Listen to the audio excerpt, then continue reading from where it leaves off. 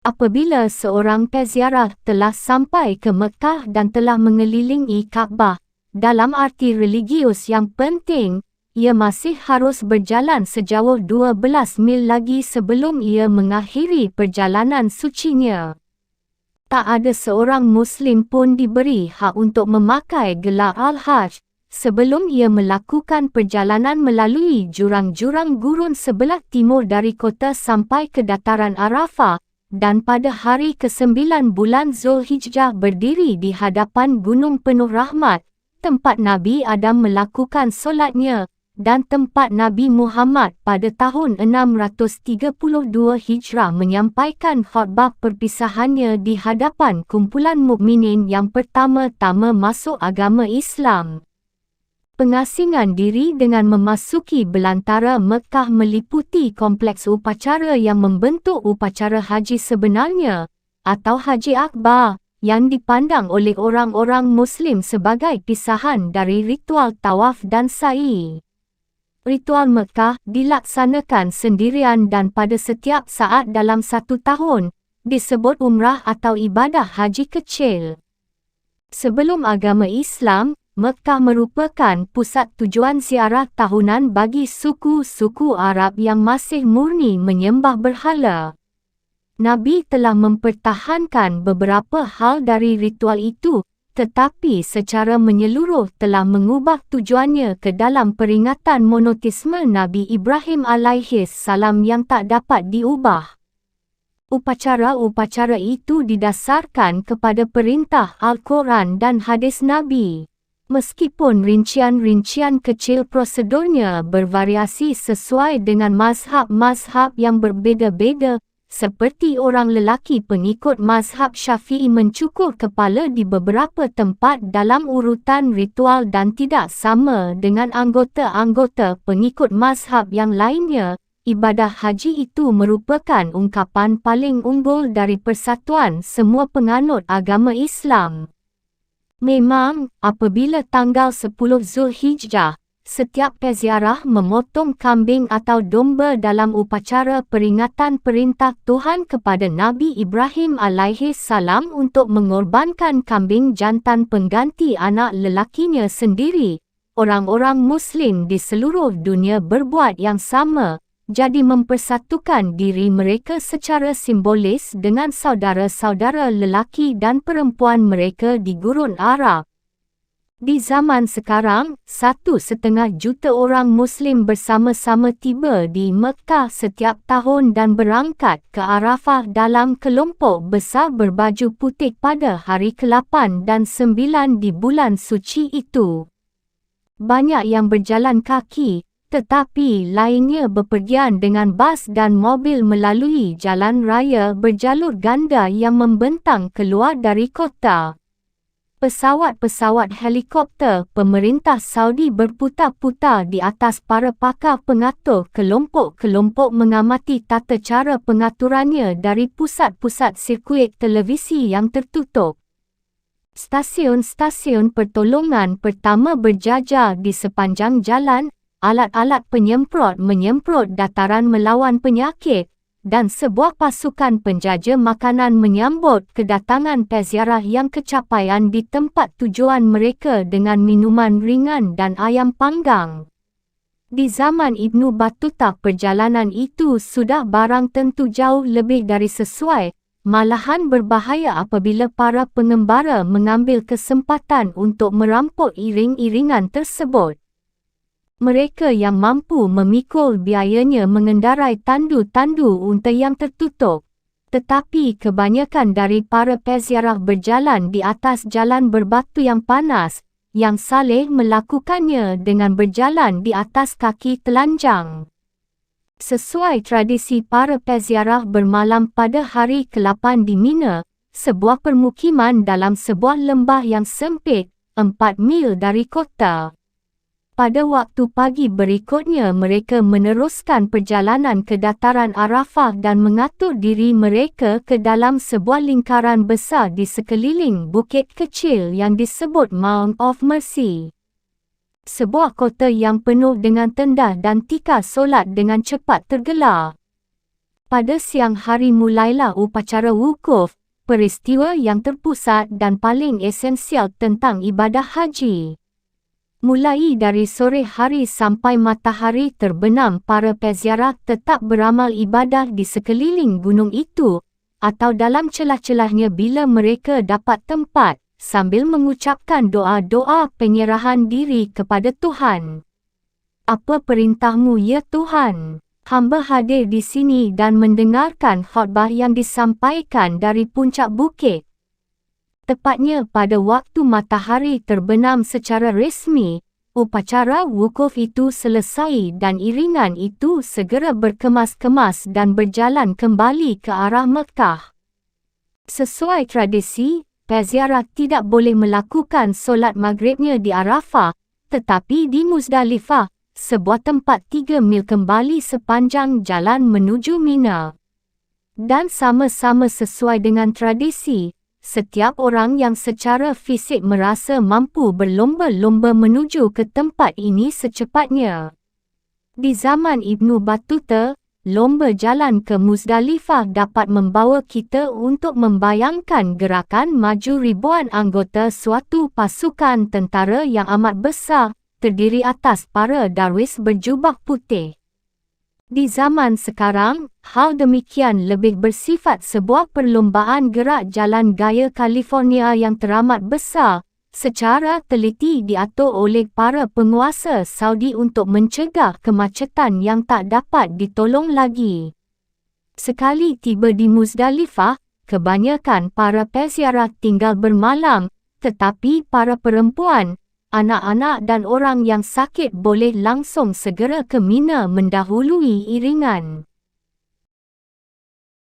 Pagi hari ke-10, para peziarah berkumpul untuk mengawali upacara perayaan Korban Idul Adha, 4 hari perayaan dan upacara pengakhiran masa suci yang menandakan berakhirnya upacara ibadah haji. Tanda-tanda keramat di Mina merupakan 3 tiang batu yang sederhana bentuknya, yang berdiri sebagai tempat-tempat perhentian dari ujung timur sampai ke ujung barat lembah tersebut. Sebagai tindakan pertama, peziarah harus memungut segenggam batu serpihan yang biasanya ia pungut sepanjang jalan dari Arafah, dan melemparkan 7 buah batu ke arah tiang di sebelah barat. Tepat seperti halnya Nabi Ibrahim alaihissalam yang takwa melemparkan batu-batu ke arah syaitan untuk mengusir anjuran-anjuran jahatnya bahawa Ismail yang kecil itu sama sekali tidak perlu dijadikan korban, maka peziarah itu bertujuan sama terhadap tiang syaitan tersebut sebagai saksi atas perang diri pribadinya melawan kejahatan pada umumnya. Apabila ia telah menyelesaikan upacara pelemparan batu itu, ia membeli seekor kambing atau domba, atau malahan seekor unta apabila ia seorang kaya, dari para penjaja mana saja yang telah mengumpulkan ribuan hewan untuk peristiwa tersebut. Ia hadapkan muka makhluk itu ke arah Kaabah dan membunuhnya dengan menyembelihnya di leher, sebagaimana Nabi Ibrahim alaihissalam melakukannya, ketika Tuhan Yang Maha Penyayang menerima korban anaknya. Tindakan ini menjadi tanda berakhirnya masa ihram. Peziarah harus menemukan seorang tukang cukur dan mencukur kepalanya, atau setidak-tidaknya sejumput rambut harus dipotong, dan kemudian ia bebas untuk menukar baju ritualnya dengan pakaian sehari-hari. Segera setelah ritual di Mina itu usai, ia kembali ke Mekah untuk melakukan tawaf sekali lagi. Kini sudah bebas dari segala larangan dan aman untuk melakukan hubungan seksual. Dari tanggal 10 sampai 13 kekhidmatan upacara wukuf beralih menjadi sukaria dan suasana keakraban. Para peziarah kembali ke Mina untuk tinggal selama 2 atau kadang-kadang 3 malam. Mereka melemparkan batu-batu serpihan ke arah ketiga tiang syaitan itu tiap hari, mengorbankan hewan-hewan tambahan dan berbaur dengan penduduk dan kawan-kawan kenalan baru. Pada hari ke-12, Kelompok-kelompok haji yang pertama mulai beranjak pulang ke kampung halaman, tidak lupa melakukan tawaf tanda perpisahan sebagai tindakan akhir ritual tersebut. Dari abad ke-14 sampai saat sekarang ini, upacara-upacara fundamental dari manasik haji telah diubah dalam rincian-rincian yang amat sedikit. Laporan yang singkat dan ala kadarnya dari Ibnu Battuta sendiri tentang peristiwa-peristiwa tersebut di dalam rihlah dapat dikenal secara mengejutkan bagi beberapa petugas pemerintahan yang masih muda di Tangier, yang melakukan perjalanan suci itu dengan Royal Air Maroc.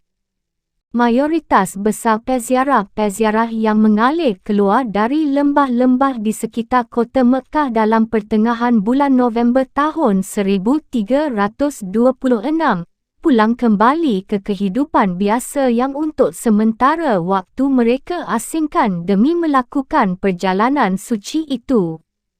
Beberapa di antara mereka akan menyita waktu berbulan-bulan sebelum sampai ke kampung halaman, sambil bekerja sepanjang jalan, terdampar di sini atau di sana, atau mengambil waktu untuk melihat masjid dan kota-kota pendidikan tinggi di Timur Tengah.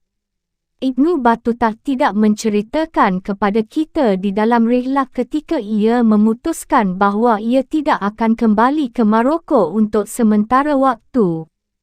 Ketika ia meninggalkan Tangier, tujuannya hanyalah untuk sampai ke rumah suci. Sekali ada di sana, apakah bazar kota Mekah, muka-muka yang eksotik, kisah-kisah tentang pemandangan dan adat istiadat yang asing telah membuat fikirannya menyusun rencana induk untuk meneliti permukaan bumi ini. Apakah di sana ketika ia membuat janji yang tidak mungkin untuk menjelajah dunia tanpa meniti kembali jejak langkahnya? Apakah ia mulai meyakini kemungkinan melakukan perjalanan ribuan mil jauhnya ke setiap arah dari Mekah, tanpa pernah pergi keluar perbatasan masyarakat manusia yang sudah sama-sama memakai nilai-nilai kehidupannya, kebiasaannya, dan bahasanya? Dampak apapun yang menggetarkan ibadah hajinya yang pertama mungkin telah melandanya. Tentunya ia bukan lagi anak muda yang berdiri putus asa di pusat kota Tunis tanpa tujuan dan tanpa orang untuk diajak bicara.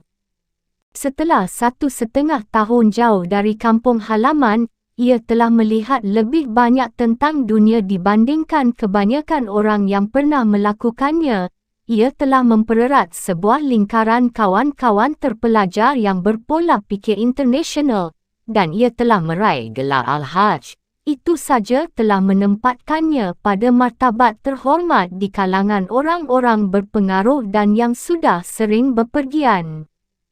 Ketika ia berangkat ke Baghdad bersama peziarah ibadah haji asal Iraq pada tanggal 20 Zulhijjah, sebuah kenyataan menonjol.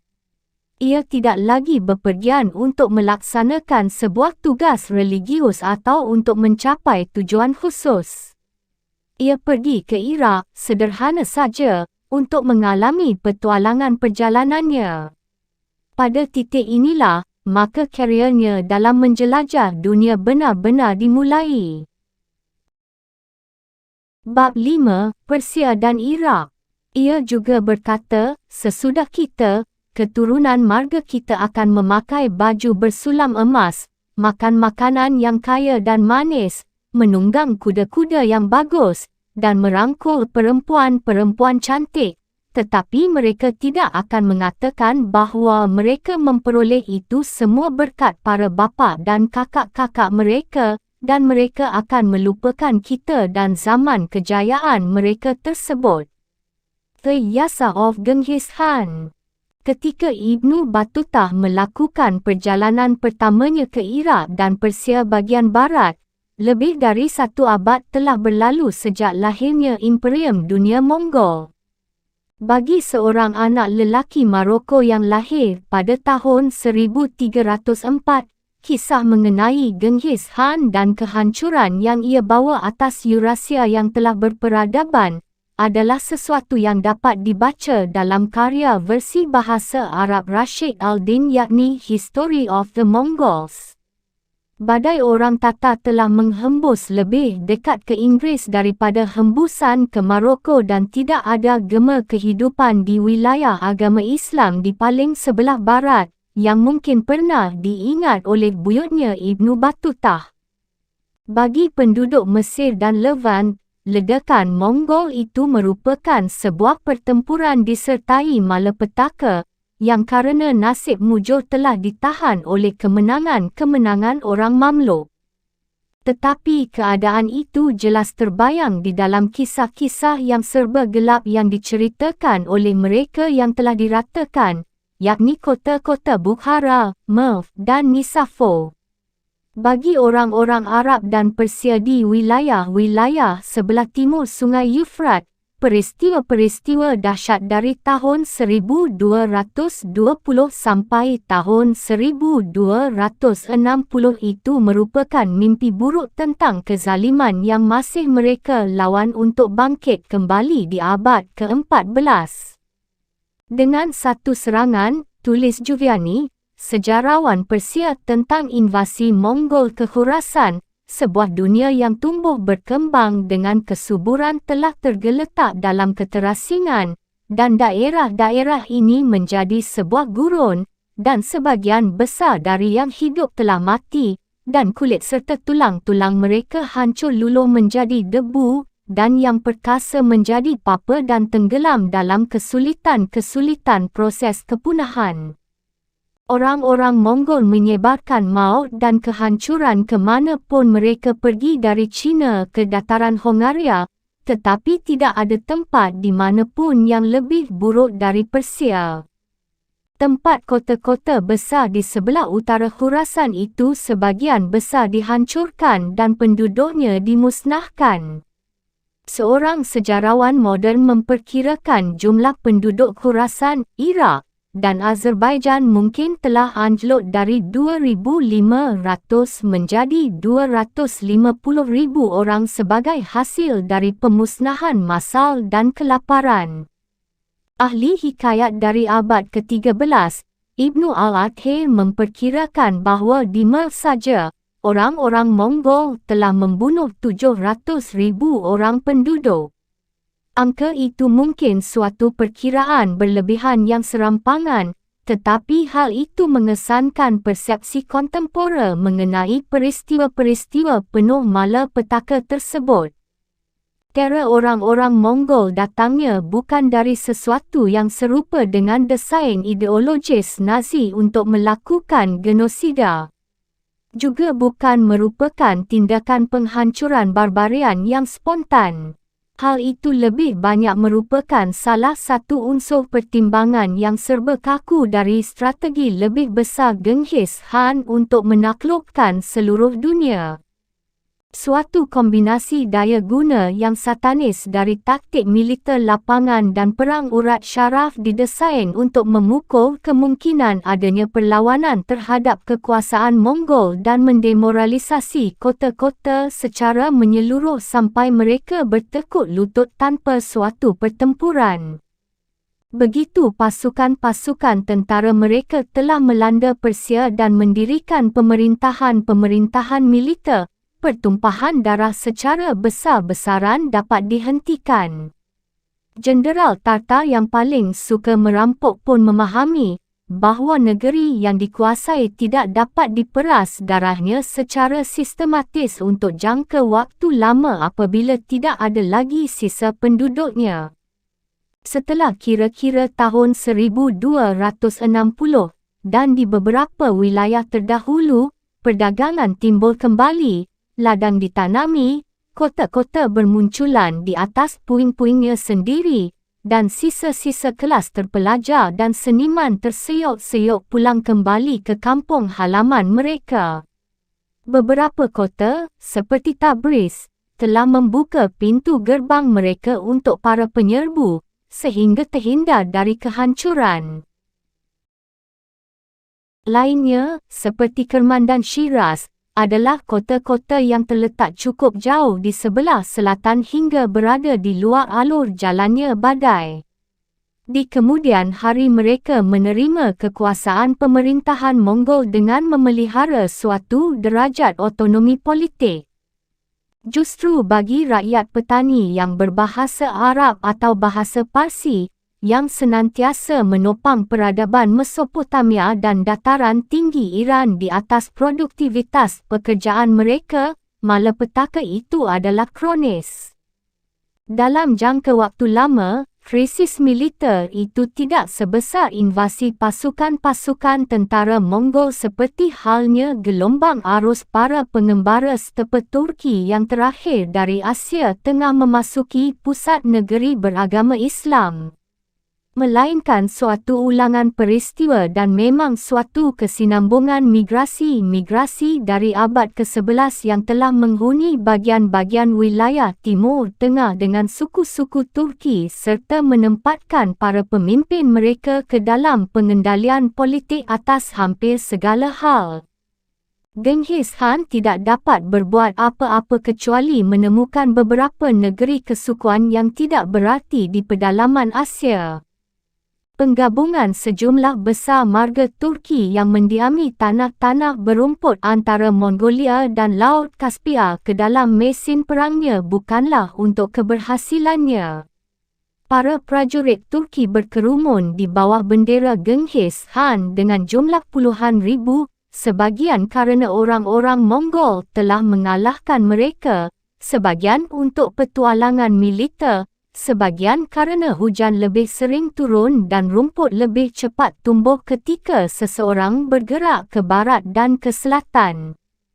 Orang-orang Turki melebihi jumlah orang etnik Mongol dalam angkatan bersenjata yang menyerang Persia. Mereka membawa serta kereta-kereta, keluarga, dan sekawanan kuda serta domba yang dapat memberikan makanan kepada mereka sepanjang jalan melalui Khurasan dan ke arah barat sepanjang pegunungan Alborz, sampai ke daerah penggembalaan yang lebat rumputnya di Azerbaijan. Sekalipun banyak dari para penyerang Turki telah masuk agama Islam aliran Sunnah pada abad-abad sebelumnya akibat hasil hubungan mereka dengan para pedagang urban dan para penyiar agama di Khurasan, mereka tetap bergairah bergabung dengan masyarakat Persia yang sedang hancur dan bersikap bermusuhan itu. Mereka melindas tanah para petani, panenan, saluran irigasi, dan kota-kota yang menghalangi gerakan bebas gerombolan hewan gembalaan mereka.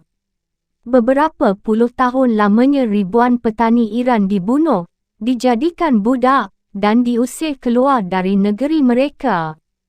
Untuk membuat hal-hal yang lebih buruk lagi, para penguasa Mongol sebelumnya, mulai dari cucunya Genghis Khan Hulagu, pada tahun 1256 tidak dapat membuat keputusan. Apakah mereka membantu merancang kebijaksanaan untuk membangun negeri dan menghidupkan kembali wilayah pertanian, atau menciptakan negeri sebagai daerah musuh yang permanen dengan memungut pajak yang tak tertangguhkan dari para petani dan mengizinkan para komandan, para kepala suku dan para utusan negara untuk melahap daerah-daerah pedesaan begitu terlihat sedikit pertanian yang sihat. Ghazan tahun 1295 hingga 1304, Ilkhan atau wakil dari Khan yang besar, sebagai sebutan bagi para penguasa Mongol di Persia yang ketujuh, telah membuat upaya yang pasti untuk memajukan sistem administrasi dan perpajakan.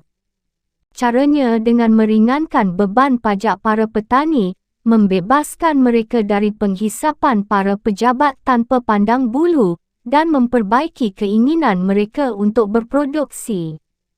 Perubahan-perubahan itu tidak begitu banyak hasilnya, tetapi mereka tidak mendorong perekonomian secara pasti ke atas, sebab perlawanan keras dari para pejabat dan para pemimpin tentara serta kegagalan para pengganti Ghazan untuk bertahan dengan energi yang memadai.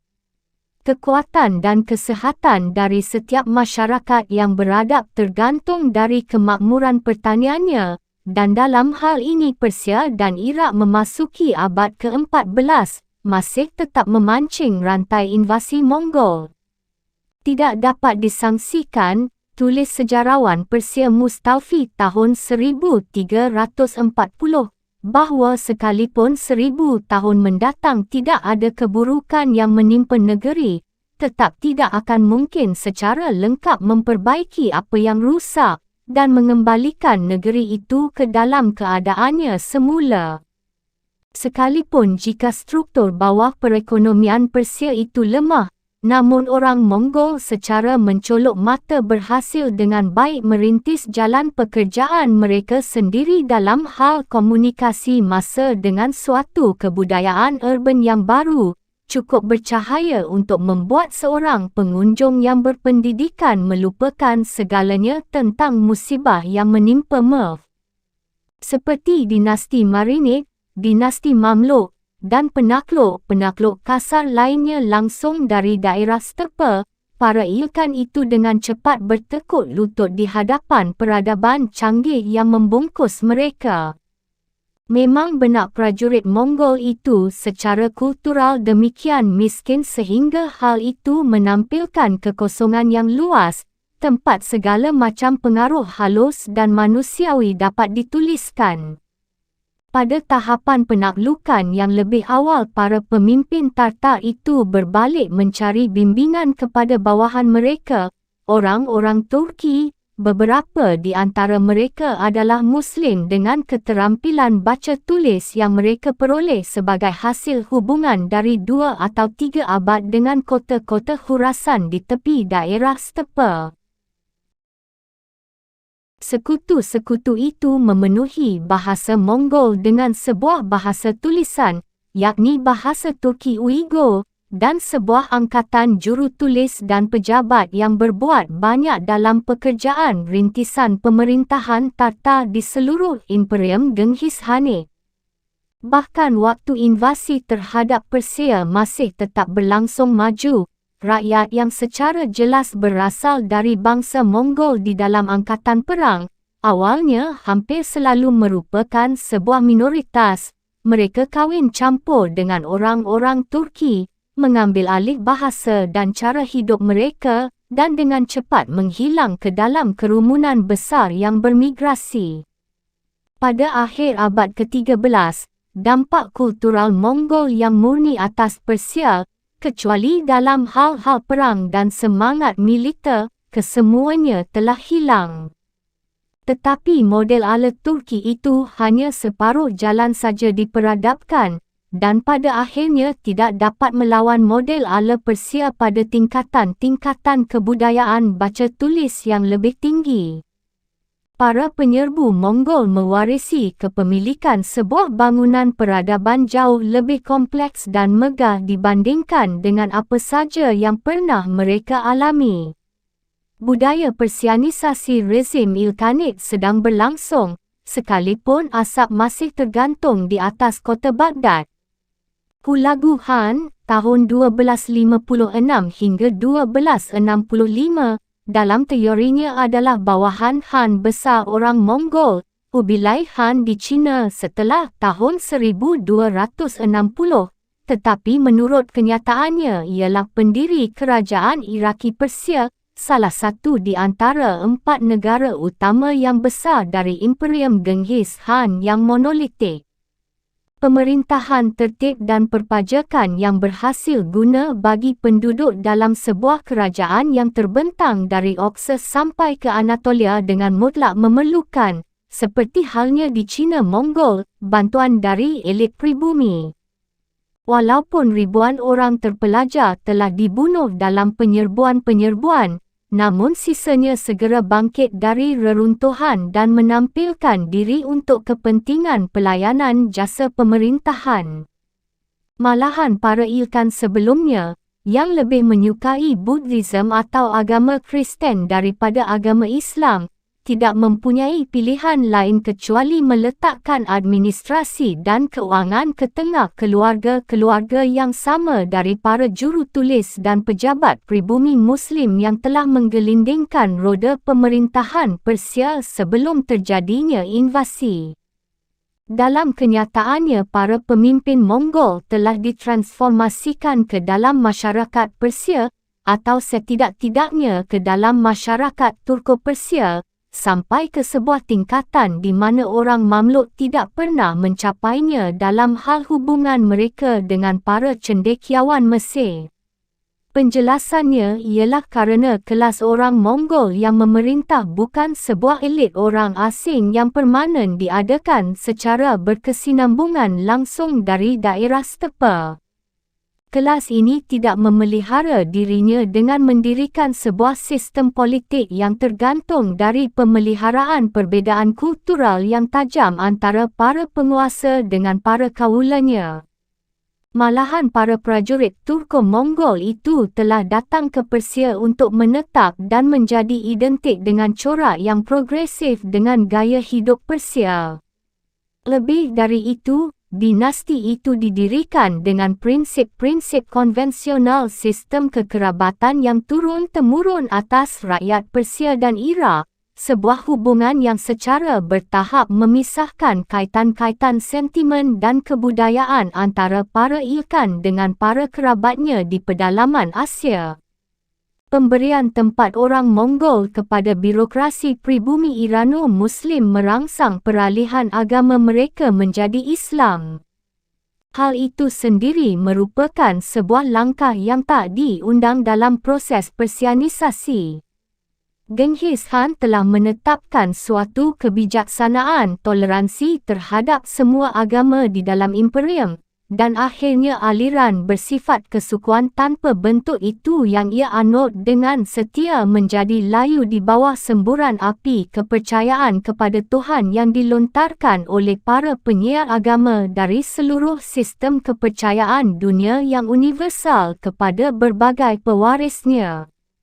Di Persia, para penyiar agama dari pelbagai variasi Buddhism, Kristen, dan Islam bersaing untuk mendapat perhatian para ilkan seperti halnya para penjajah jalanan bertujuan untuk membuat laris jualannya.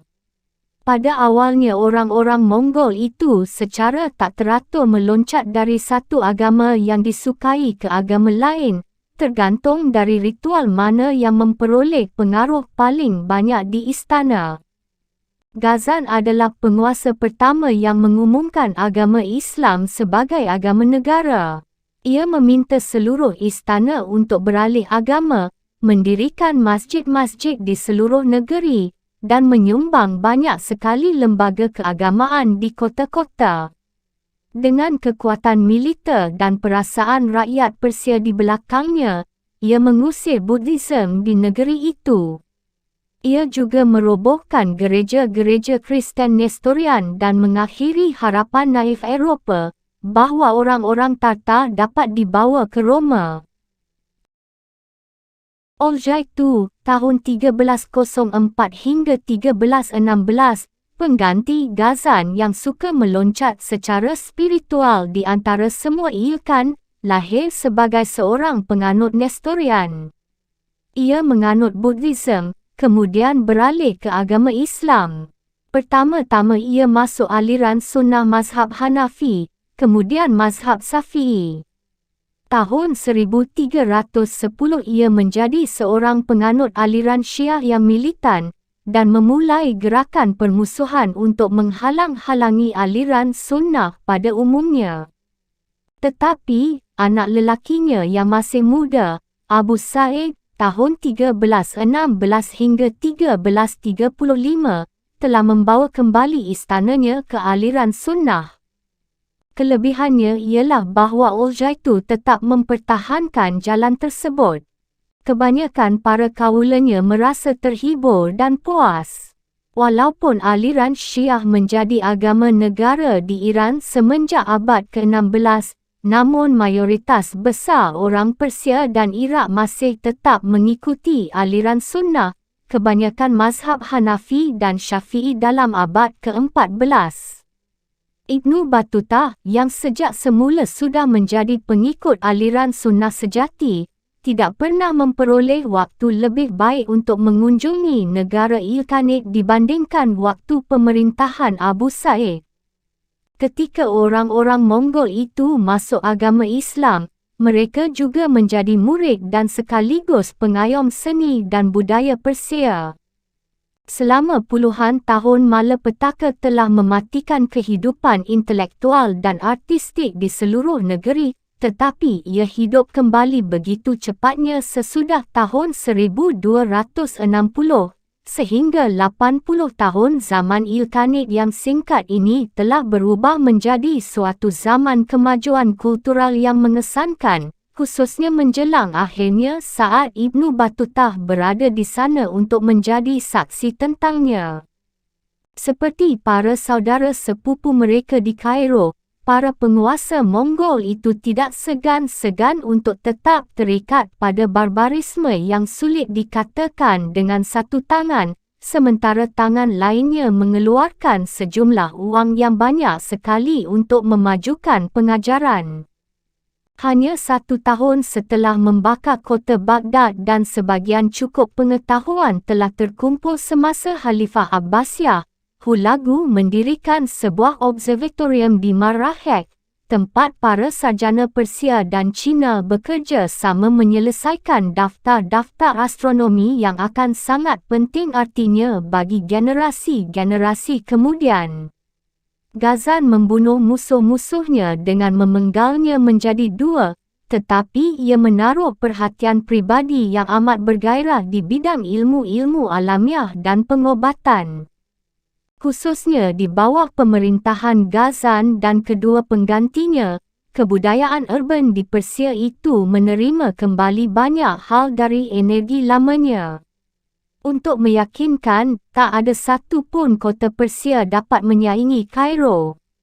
Tetapi di Tabriz, pusat utama Mongol, sebagian besar bangunan-bangunan monumental telah dibuat, bahkan pembangunan kota-kota satelit yang baru sama sekali. Oljaitu Khan telah mendirikan sebuah ibu kota baru di Sultaniah. Dunia seni sastra juga berkembang lagi. Orang-orang Mongol tidak pernah punya banyak waktu untuk mencintai syair atau teologi yang maju, tetapi mereka menghargai ilmu-ilmu terapan, geografi dan sejarah.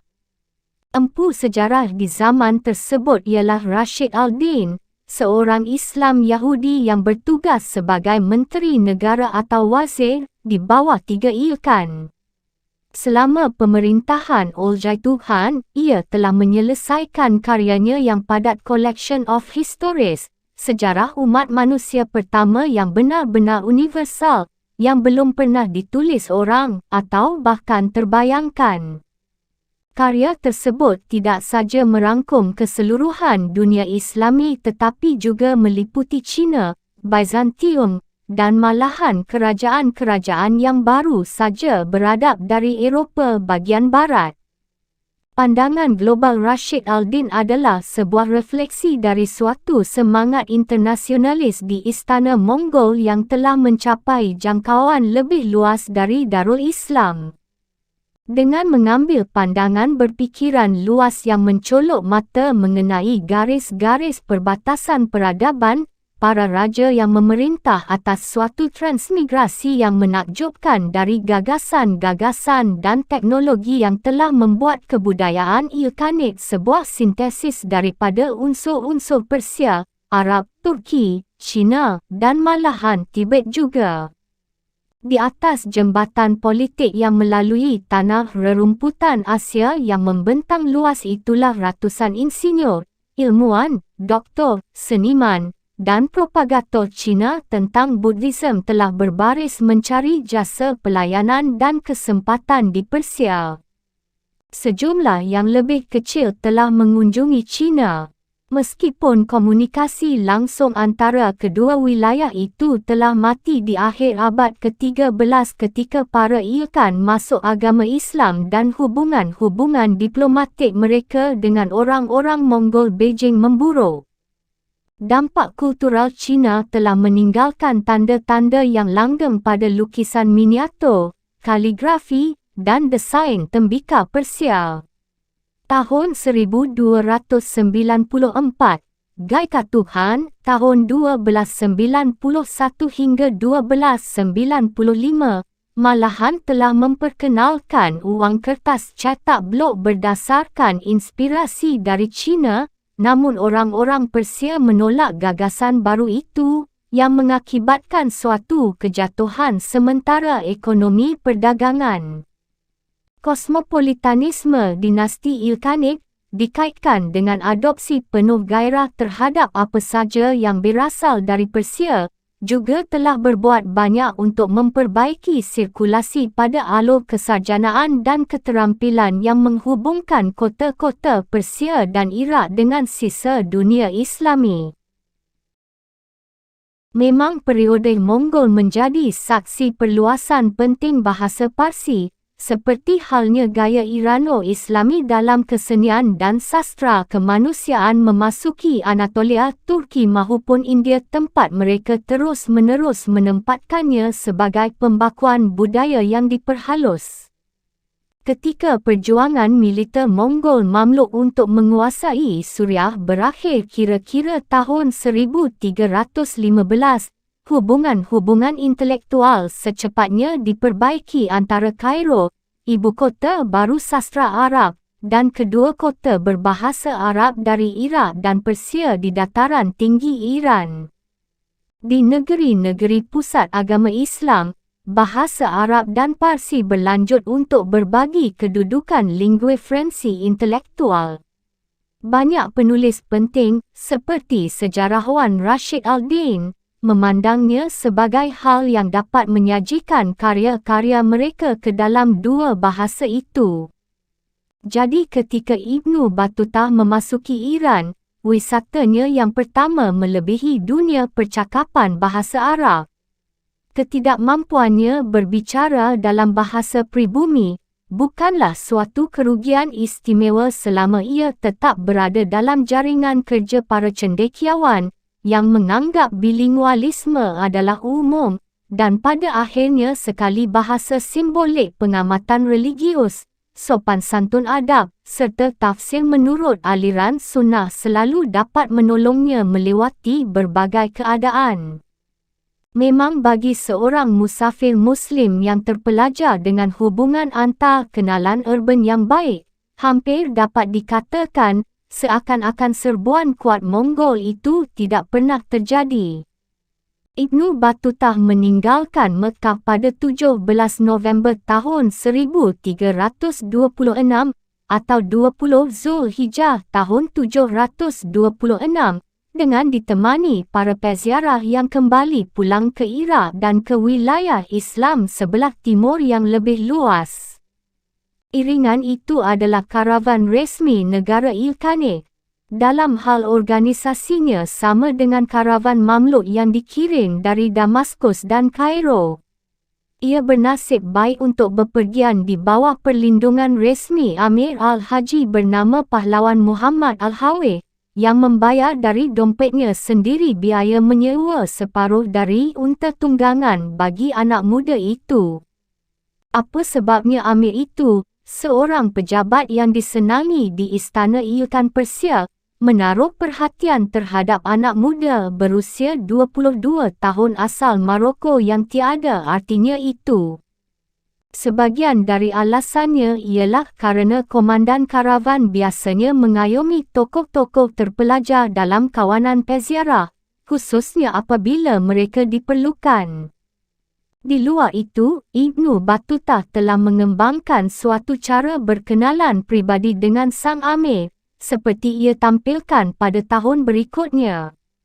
Barangkali ada petunjuk lebih jauh mengenai percikan alami yang dimiliki anak muda ini untuk membuat orang-orang penting bertekuk lutut pada sikap salehnya yang sungguh-sungguh dan kepribadiannya yang mengasyikkan. Bagaimanapun, jempana atau lampiran tandu unta itu adalah kenyamanan kiriman Tuhan, jauh lebih disukai dibandingkan melintasi Jazirah Arab dengan berjalan kaki. Menurut perhitungan Ibnu Battutah, iringan karavan peziarah itu teramat besar. Barang siapa yang meninggalkan karavan untuk keperluan hajatnya dan tidak memiliki tanda yang dapat memandunya kembali ke tempatnya semula, ia tidak dapat menemukannya lagi kerana jumlah orangnya sangat besar. Tetapi usaha kegiatan itu juga telah diorganisasi secara berhasil guna seperti yang dilakukan karavan Mamluk yang dikirim dari Suriah. Persediaan barang mewah dalam jumlah besar senantiasa siap tersedia dan para haji yang lebih miskin diizinkan bebas memperoleh makanan, air dan obat-obatan. Mereka harus berbaris selama malam hari dan menyalakan obor di depan pasukan unta dan jempana. Ibnu Battutah berkisah, demikianlah sehingga anda melihat daerah pinggiran terang dengan cahaya dan kegelapan berubah menjadi siang yang terang benderang. Alur jalan ke arah utara sedikit banyak merupakan alur yang diikuti para peziarah sejak awal zaman Khalifah, ketika Zubaidah, isteri Harun al-Rashid yang terkenal itu, memberi sumbangan biaya pembangunan suatu rangkaian tangki air dan sumur-sumur di sepanjang jalan untuk menjamin agar karavan itu memperoleh persediaannya dengan aman. Dari Madinah, tempat iringan itu berhenti selama 6 hari, jalurnya membentang ke arah barat laut melintasi dataran tinggi Najat, melewati oasis Faid, kemudian ke sepanjang tepi timur gurun pasir Nafud yang luas. Di suatu tempat yang disebut Waqisa, pada tepi gurun lembah Mesopotamia, kelompok penyambut dari kota Iraq Kufah bertemu dengan karavan itu sambil membawa persediaan segar, tepung, roti, kurma dan buah-buahan. Kira-kira 6 hari kemudian pasukan itu mencapai wilayah Kufah, berhenti di Al-Najaf beberapa mil ke selatan dari Sungai Yufrat. Seluruh perjalanan dari Mekah ke Mesopotamia memakan waktu kira-kira 44 hari. Ibnu Battutah beristirahat di Al-Najat untuk beberapa hari kerana tempat itu adalah tempat kuburan Ali Ibnu Abi Talib, Khalifah keempat dan menantu Nabi. Kuburan besar Ali di jantung kota merupakan tempat keramat bagi semua Muslim, tetapi bagi Syiah yang 12, sekte Syiah terbesar dalam agama Islam, tempat itu merupakan tempat berziarah kedua sesudah Mekah. Sekalipun kebanyakan penduduk Iraq dan Persia Raya pada abad ke-14 itu tetap mengikuti aliran sunnah, namun paguyuban-paguyuban penting Syiah bertebaran di seluruh kerajaan Ilkhanate dengan konsentrasi paling besar di Mesopotamia hilir. Perbezaan teologis yang tajam antara kedua aliran tersebut berpusat pada doktrin Syiah mengenai kedudukan imam, pemimpin Mesiah keturunan Ali, yang suatu hari kelak akan mengungkapkan dirinya sendiri dan akan mengisi dunia dengan kebenaran dan keadilan sampai tiba waktunya hari kiamat. Imam-imam 12 menurut garis keturunan dari Ali melalui anak-anaknya Hasan dan Husain, telah memerintah paguyuban Syiah. Dimulai sebagai partai politik yang memisahkan diri, pengertian umum dari istilah Syiah, mereka melakukan oposisi terhadap kepemimpinan mayoritas. Para Imam Ali oleh para pengikutnya dianggap memiliki pengetahuan yang tidak diragukan dan esoterik mengenai hadis Nabi. Mereka dianggap penguasa-penguasa yang diridhoi Tuhan, yang keunggulan temporalnya telah diserap oleh para khalifah dinasti Umayyah dan Abbasiyah. Imam yang 12 versi Syiah, menghilang dalam abad ke-19 tetapi tidak mati, suatu hari ia kembali. Para pengikut aliran sunnah yang berlawanan, percaya bahawa makna wahyu-wahyu dalam Al-Quran dalam kaitannya dengan semua aspek, pengalaman ukhrawiyah mahupun duniawiyah keduanya harus ditafsirkan oleh konsensus anggota jemaah para mukminin, sebuah kesatuan yang telah diatur secara kolektif dalam keempat mazhab jurisprudensi. Para pengikut sunnah memberikan tempat yang kosong bagi Ali dalam sejarah Islam, tetapi sebagai khalifah dan sebagai sahabat Nabi, bukan sebagai cikal bakal sebuah dinasti para teokrat. Perbezaan hukum Syiah dalam banyak hal tidak berarti dari hukum sunnah, dan kedua kelompok itu sepanjang waktu dapat mengendalikan diri untuk hidup damai. Kecuali jika ada gelombang fanatisme di pihak yang satu dengan pihak lainnya, maka mereka memperlakukan satu sama lainnya dengan sedikit sikap angkuh dan membedakan berbagai prasangka religius yang umum. Ibnu Battutah kerap membuat gamblang bahawa ia hanya mempunyai sedikit waktu untuk urusan Syiah yang 12 atau lainnya. Pada beberapa tempat di dalam rihlah, ia telah melakukan tembakan-tembakan tepat atas kepercayaan mereka, atau mengisahkan anekdot-anekdot kecil penuh ejekan tentang pandangan-pandangan mereka yang fanatik dan keliru itu. Dengan konstan ia menunjuk mereka sebagai rafid atau murtad, sebuah istilah ejekan yang umumnya digunakan oleh para pengikut sunnah. Sikapnya yang tidak toleran dapat dibuat keras oleh kenyataan bahawa para cendekiawan mazhab Maliki cenderung kepada dogmatisme yuristik dan teologis secara luas sebagai reaksi terhadap kebijaksanaan dinasti Almohad yang anti mazhab Maliki. Dalam beberapa kasus ia tidak banyak berbaur dengan para sarjana Syiah, dan pertimbangan matang yang mencegahnya mengunjungi kota-kota tertentu yang penduduknya lebih banyak pengikut Syiah. Barangkali ia tinggal hanya beberapa hari saja di Al-Najaf, yang justru ia tidak katakan, tetapi di dalam rihlah ia memberikan sebuah gambaran teliti dan objektif mengenai kuburan berkubah Ali yang indah itu. Dari Al-Najaf, karavan peziarah itu melanjutkan perjalanannya ke arah utara menuju Baghdad tujuannya. Tetapi, Ibnu Battutah agaknya tidak berkenan untuk segera melihat kota tersebut, maka diputuskannya untuk pergi ke Basra di ujung delta Sungai Tigris dan Yufrat, jauh di selatan. Sebuah pasukan orang-orang Arab setempat sedang menempuh jalan tersebut, maka ia menyewa seekor unta dan bergabung dengan mereka. Daripada ia mengambil rute jalan yang langsung menuju Basrah dengan mengikuti rut Sungai Yufrat, kawanan itu mula-mula berjalan justru ke arah timur sepanjang tepi utara Rawa Besar, sebuah wilayah tanah rawa, kali-kali kecil, dan danau-danau yang menutupi delta itu mulai dari ketinggian Kufah sampai hampir Teluk Persia. Dalam 5 hari karavan itu mencapai kota Wasik.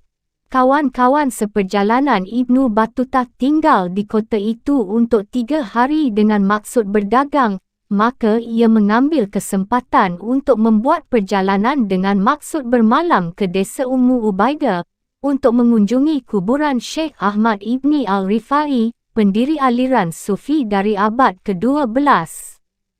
Dengan aliran tarikah itulah ia telah berkenalan erat selama tinggal di Yerusalem. Di Zawiyah Ummu Ubaidah ia beruntung dapat bertemu dengan salah seorang keturunan Syekh yang juga sedang berkunjung, dan diperlakukan mengikuti sebuah pertunjukan latihan ekstatik yang terkenal bagi para pengikut aliran tarikah Rifaqiyah tersebut.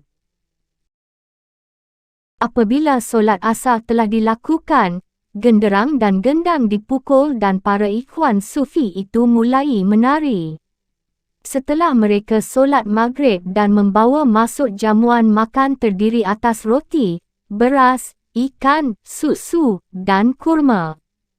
Apabila semuanya sudah makan dan solat isyak, mereka mulai dengan zikir, yakni serangkaian doa-doa mistis. Mereka mempersiapkan timbunan kayu yang dinyalakan menjadi api, dan mereka menari-nari di tengahnya. Beberapa di antara mereka berguling-guling dalam api, dan lainnya memakannya dalam mulut mereka, sampai akhirnya mereka matikan seluruhnya. Beberapa di antara mereka mengambil seekor ular besar dan menggigit kepalanya dengan gigi mereka hingga mereka gigit habis. Bagi Ibnu Battutah yang sudah kelewat sederhana sebagai seorang sarjana kota, kegilaan religius semacam itu bukanlah sesuatu yang ia setujui, sehingga istirahat satu malam di tempat pemondokan itu sudah cukup baginya. Bagaimanapun ia kembali ke Wasit dan menemukan bahawa karavannya sudah berangkat. Ia berangkat sendiri menyusul. Barangkali suatu perbuatan gila untuk dilakukan di Muara Besar, kerana sebuah kelompok kawanan sufi yang ikut mengembara di belakang karavan dalam perjalanannya ke Wasit telah diserang dan dirampok oleh gerombolan penghuni tanah rawa pengikut Syiah. Dalam 1 atau 2 hari, ia dapat menemukan dan bergabung dengan aman bersama kawan-kawannya, yang sekarang sedang menuju ke arah selatan mengikuti rute jalan yang umumnya sejajar dengan rute Sungai Tigris. Suatu saat di bagian akhir bulan Januari tahun 1327, karavan tersebut mencapai Basrah. Cukup mudah untuk memahami apa sebabnya Ibnu Battutah membuat mata acara untuk melihat Basrah. Setiap anak muda terpelajar, sekalipun ia berasal dari barat jauh, mestinya sudah mengetahui seperti apa kota itu 6 abad lalu. Athena yang benar-benar bagi Islam tempat peradaban Arab klasik untuk pertama kali dirancang dan dicetak. Kota itu adalah kampung halaman bagi sejumlah besar orang Muslim cemerlang yang pertama-tama, para ahli teologi, filsafat, seni sajak, ilmuwan, dan sejarawan. Kota itu juga pernah menjadi laboratorium tempat diselesaikannya aturan tata bahasa Arab klasik, aturan-aturan tata bahasa yang dipergunakan orang-orang terpelajar untuk berbicara dan menulis dan membedakan diri mereka dari rakyat biasa. Walaupun kota Baghdad telah melampauinya dalam abad ke-9 sebagai ibu kota intelektual orang Arab, namun Basrah untuk beberapa ratus tahun terus tumbuh sebagai kota pelabuhan terpenting bagi khalifah pada Teluk Persia. Orang-orang Mongol tidak mengusik kota itu saat mereka menaklukkan bagian hilir Iraq, tetapi serbuan mereka atas Baghdad dan kota-kota Mesopotamia lainnya, yang menghasilkan kemerosotan tajam dalam produktivitas pertanian dan industri, juga berpengaruh buruk pada perekonomian Basrah. Pada saat Ibnu Battutah mengunjunginya, kota itu telah mengecil sedemikian rupa sehingga masjid rayanya yang indah berdiri menyendiri 2 mil di luar wilayah yang berpenduduk. Bagi seorang sarjana yang mengetahui sejarahnya, ada penjelasan lebih menyedihkan perihal kemerosotan selain kehancuran arsitekturnya saja. Ketika ia mengikuti solat Jumaat di masjid itu, ia terperanjat mendengar khatibnya berbuat kesalahan-kesalahan besar dalam tata bahasa saat menyampaikan khutbahnya. Aku terkejut atas perilakunya, kisahnya, dan membicarakannya dengan Kadi Hujjat al-Din, yang berkata kepadaku, di kota ini tak seorang pun yang mengetahui apa-apa tentang ilmu tata bahasa. Kecuali kurma hutan palma yang lebat, kota itu sedikit saja dikemukakan mengenai yang sudah tidak ada dan yang sudah pergi. Tampaknya Ibnu Battutah menyediakan sebagian besar waktunya di sana untuk mengunjungi masjid dan kuburan beberapa orang terdahulu yang namanya diabadikan di bidang sastra Arab, serta mengunjungi beberapa kuburan para sahabat Nabi. Seperti biasanya orang-orang terkemuka aliran sunnah setempat, yang merupakan sebuah kelompok kecil dan kurang penting, telah bermurah hati memberikan uang, pakaian dan makanan kepadanya. Gubernur Ilkhanid juga menerimanya dan memberikan hadiah-hadiahnya. Barangkali ia tinggal di sana tidak lebih lama dari 1 atau 2 minggu. Dari Basrah ia menumpang sebuah sambuk, yakni sebuah perahu layar yang biasa ada dalam perdagangan sungai di Mesopotamia dan berlayar sejauh 10 mil sepanjang parit Ubullah, melewati urutan kebun-kebun buah dan gerombolan pohon palma yang terus-menerus memberi bayangan, baik di kiri maupun di kanan, dengan pedagang-pedagang di bawah bayangan pohon, sedang menjual roti, ikan, kurma, dan buah-buahan. Parit itu berakhir di muara sungai Tigris, yang disebut Shatt el-Arab, yang menghubungkan wilayah Basrah dengan Teluk. Di tempat ini ia pindah ke perahu kedua dan berlayar semalaman menuju Abadan, yang pada abad tersebut letaknya beberapa mil dari pantai, tetapi sekarang jaraknya mencapai lebih dari 20 mil kerana peninggian bertahap tanah delta aluvial.